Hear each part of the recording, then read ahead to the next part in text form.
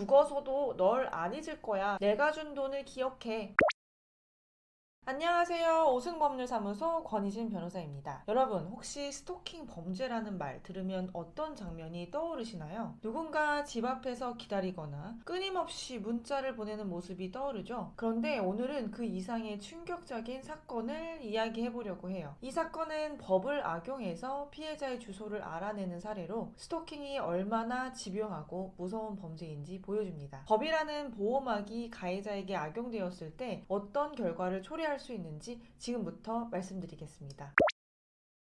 사건은 이렇게 시작됩니다. 2021년 가해자와 피해자는 우연히 만났습니다. 중고거래 앱에서 만난 두 사람은 대화 끝에 호감을 느꼈고 2달 정도 짧은 연애를 했습니다. 그런데 문제는 이 관계가 끝난 이후 시작됐습니다. 가해자는 헤어진 후에도 피해자를 놓아주지 않았습니다. 소에게 돈을 계속 송금하며 연락을 시도했죠. 처음엔 단순한 연락처럼 보였습니다. 내가 준 돈을 기억해. 그러나 이는 피해자를 추적하기 위한 수단이었죠. 스토킹은 점점 심각해졌습니다. 그는 피해자의 집에 찾아가 문을 두드리고 소리를 지르며 나오라고 요구했습니다. 결국 피해자는 경찰에 신고했고 가해자는 스토킹 처벌법 위반으로 징역 1년 4개월형을 선고받았습니다. 이쯤에서 이야기가 끝났다면 좋았겠지만 문제는 가해자가 출소한 이후 더 심각해졌다는 점입니다. 피해자는 연락처를 바꾸고 이사를 갔는데요. 그러나 가해자는 그를 추적하기 위해 더욱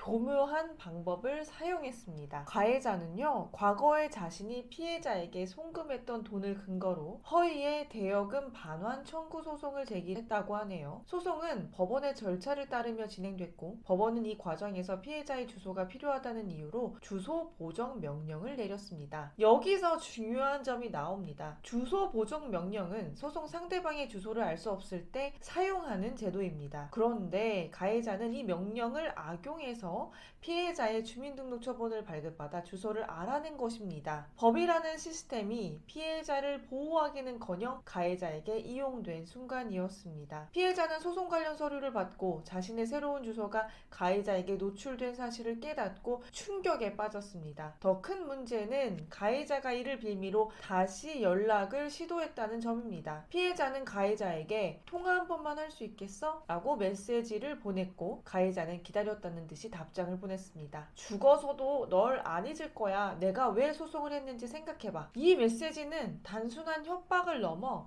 피해자의 불안을 극도로 증폭시키는 행동이었습니다. 법원은 가해자의 행위를 명백한 스토킹 범죄로 판단을 했는데요. 그는 다시 징역 1년형을 선고받았고 40시간의 스토킹 치료 프로그램의 이수를 명령받았습니다. 여러분, 이 사건은 법이 항상 피해자를 보호하지는 못한다는 점을 보여줍니다.